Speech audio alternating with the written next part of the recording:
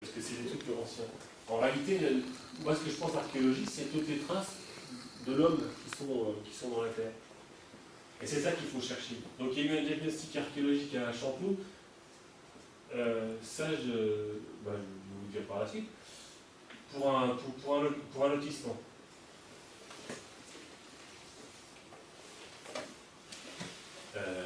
C'est pareil, c'est pas très beau en fait. Là c'est pareil, le terrain est assez érodé.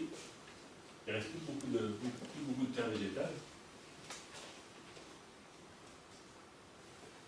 Et le sondage SD 117. Alors on ne voit pas très bien, mais vous aurez un plan derrière, on voit une espèce de coupe comme ça fait comme ça, une coupe comme ça. C'était pas beaucoup plus visible, pareil, c'était pas beaucoup plus visible sur le terrain. Et le truc c'est que quand vous avez une perturbation linéaire dans le sol, c'est forcément c'est humain. Comme je vous disais, c'est pas la nature qui fait ça. Et ça ne correspond à rien de ce que je connais. Alors, qu'est-ce qui peut ressembler à ça? Alors, je ne sais plus où j'ai commencé. On voyait une bande comme ça de 60 cm de large. Ce qu'on peut appeler, c'est des récupérations de fondations. C'est-à-dire qu'à un moment donné, les gens ont démonté les bâtiments, par exemple avec la période remède, ils ont même démonté les fondations pour récupérer les pierres. Bon, après coup, je me dis c'est pas possible, puisque de toute façon, après on a la plaquette calcaire, donc la pierre, en fait, il y en a partout. Et vous avez des tranchées de fondation qui sont récupérées. Au 19e siècle, on a retrouvé sur des sites romains des fours à chaux du 19e où les gens récupéraient les pierres. Ce qui aujourd'hui est dans la terre, il faut s'imaginer qu'au 19e siècle, la campagne ne va pas du tout ressembler à ce qu'on a aujourd'hui.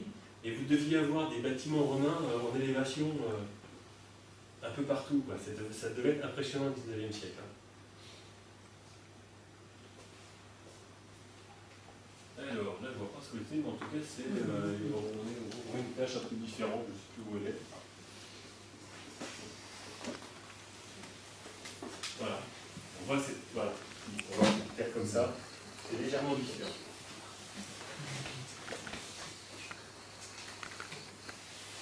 En profondeur, c'est pas très. C'est ça. Voilà. C'est pas très impressionnant, mais on voit qu'il y a une différence de couleur.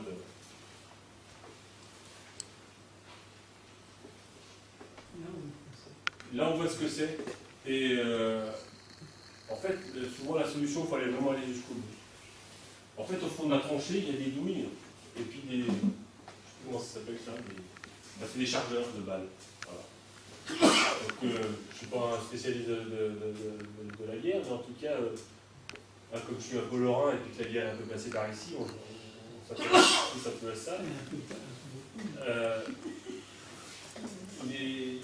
C'est des douilles, je sais que ce n'est pas des balles françaises. Donc je sais que c'est soit des balles américaines, soit des balles allemandes.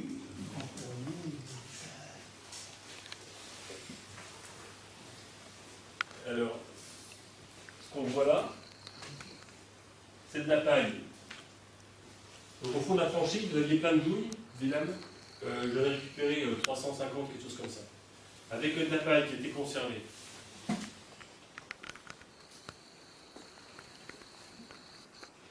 Alors, là je vous présente la base de l'udre. C'est ce qu'on appelle c'est la potion de c'est le lavage de tout ce qu'on fait. En fait, tout ce que j'ai trouvé dans la tranchée. Des douilles, des lames, un bout de cuivre et une pelle. Alors ça, je pense que c'est soit américain, soit allemand. Je demande à un collègue, il me dit ça c'est allemand. Voilà. Et il dit de quand ça date. Parce que j'imagine que ça peut être de la guerre de 40, parce qu'en fin de compte, en 1940, vous utilisez les mêmes balles qu'en 1914. Et donc il nettoie les douilles, et puis il voit 1913. Donc il dit, il en nettoie une, il en nettoie deux, 1913. Et je dis, on va nettoyer quelques-unes, et si on n'a que de 1913, ça date probablement de 1914. Sauf qu'en 1940, je pense qu'on a pu utiliser les mêmes balles qu'en 1913. Donc je lui montre ça, et il me dit, alors ça le problème, c'est que, en fait, toutes les armées européennes ont pratiquement utilisé cette pelle-là. Donc il me dit, ça c'est allemand, 1913, et puis je lui montre quand même ce morceau de cuivre, et il me dit que c'est un visière de casque à pointe. Donc ça intéresse parce qu'on a plusieurs éléments qui indiquent qu'on est du matériel allemand dans une tranchée, probablement en 1914. Et il y avait aussi du papier de conservé dans le fond de la tranchée. En fait, le PowerPoint que je vous montre là, c'est plusieurs. C'est une petite communication que j'avais fait au musée Lorrain à Lure, enfin à Nancy. Et je vous ai rajouté les fouilles précédentes pour vous montrer l'étendue de ce qu'est l'archéologie. Et pour vous dire que c'est pas que des antiquités en fait. Donc ça c'est mon bureau. Alors ça c'est l'ensemble du diagnostic et la tranchée, le sondage où il y a la tranchée allemande, la tranchée elle est là. Bon, là on plante comme ça, on voit mieux le dessin. Et en fait je n'ai fouillé que ça, et que dans ces deux secteurs-là il y a environ 300 douilles.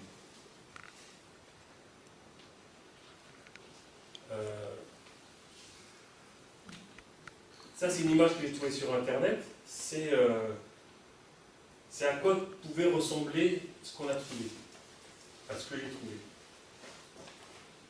Et en recherchant sur Internet, c'est le hasard du diagnostic et de la recherche, c'est que j'ai trouvé une carte postale d'une tranchée de Bosch à Chanteloup. Voilà. Alors, ça, c'est aussi la différence entre l'archéologie et l'histoire. C'est-à-dire que ça, c'est quelque chose d'historique. Une tranchée de Bosch à Chanteloup, donc c'est une carte postale française. Parce que les Allemands n'ont pas marqué une tranchée de Bosch à Chanteloup. C'est probablement une carte postale de propagande du début de la guerre qui illustre la bataille de Chanteloup. Et ce qu'on voit quand même sur cette carte postale, c'est l'infanterie allemande sur la totalité de la tranchée, dans une tranchée qui est peu profonde. Elle va faire 50 cm, 60 cm, c'est pas plus que ça, c'est exactement ce que j'ai trouvé. Donc le casque à pointe, moi j'ai trouvé un élément de casque à pointe dans la tranchée. L'infanterie allemande sur la totalité de la tranchée. Et le hasard, c'est pour ça que c'est intéressant, et que je vous dis, ça c'est que de l'histoire et c'est pas de l'archéologie, mais ça aide à comprendre un peu, c'est qu'au bord de la tranchée, il y a une pelle. Et ce qui est marrant, c'est que si je ne m'intéresse pas à ça, je ne relève pas la tranchée. Je dis c'est moderne, c'est pas intéressant, je ne relève pas. Et je relève ça parce que c'est quelque chose qui a creusé la terre et c'est important de le faire. Le hasard veut que je trouve cette carte postale et que cette carte postale illustre la totalité de la fouille. Bon, mis à part les arbres de cercle là qui, je ne sais pas pourquoi ils sont là, mais en tout cas, ça représente ce que c'était que la bataille de Chanteloup. Ben voilà, donc les douilles, on les voit avec les chargeurs. L'élément en bronze, en cuivre, c'est la visière du casque à pointe. Et puis la pelle qui apparaît, qui est sur le coin. Alors, une fois que... Et ça c'est vrai pour tous les diagrammes que je vous ai montrés, c'est que à chaque fois qu'on trouve quelque chose, et ben voilà, ça termine en stocké alors, à Ludre dans un premier temps, et ensuite dans les stockages de l'archéologie régionale, du service régional de l'archéologie. Parce que ce qu'on trouve ne nous appartient pas, et ça n'a pas de valeur. Hein, les douilles en bronze, là, ça n'a pas de valeur, la céramique, ça n'a pas de valeur.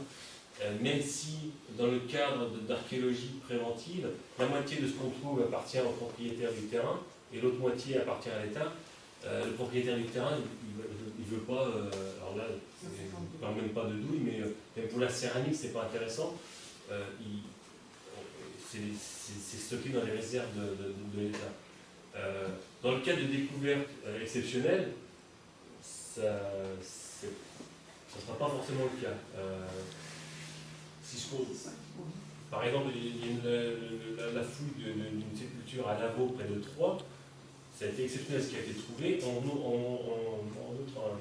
entre autres, un onokoé en la céramique grecque à peinture noire, avec un col doré à leur fin. Enfin, c'est une pièce exceptionnelle. C'est-à-dire qu'à Troyes, au 5e siècle avant Jésus-Christ, vous aviez des gens qui commerçaient avec les Grecs. C'était pas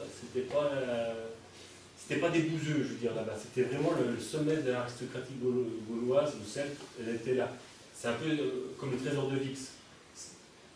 Pour le cratère de Vix, le seul qui est un cratère grec, ce matériel-là, le seul qui existe dans le monde grec, c'est en France, c'est pas en Grèce. Donc c'est vraiment des gens enfin c'est comment dire, c'est comme les pays du Golfe actuellement, quoi. C'est vraiment la France, pour la période-là, ça doit être un Eldorado, parce que pour pouvoir s'acheter du matériel comme ça, c'est exceptionnel. Donc dans le cadre de la fouille de Lavaux, où sur le site d'une fouille de sauvetage va trouver ce matériel-là, j'imagine que l'aménageur voudra avoir sa part. Par contre, l'État peut dire aussi à l'aménageur, il y a le coût de la restauration, il y a le coût de la préservation, et puis il y a le coût, si vous voulez, vous pouvez peut-être le garder, mais ça va coûter cher de construire un musée pour conserver ce matériel-là. Mais en tout cas, la moitié lui appartient. Et donc, dans le cadre de la fouille de Chanteloup, il n'y a pas eu de fouille, hein, c'est simplement leur diagnostic. Et ben, ça a été présenté dans deux musées, le musée de Strasbourg, dans le cadre du bicentenaire de la guerre de 14, du début de la guerre. Et puis au musée Lorrain, dans le centenaire de la bataille du Grand Couronné. En réalité, la bataille du Grand Couronné, on la connaît en théorie, mais c'est la seule structure qui a été, qu'on peut vraiment dater de cette période-là.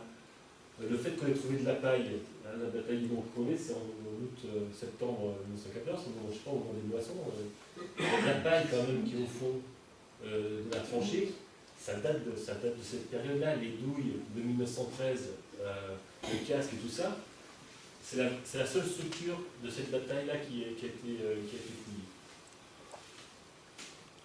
Et voilà.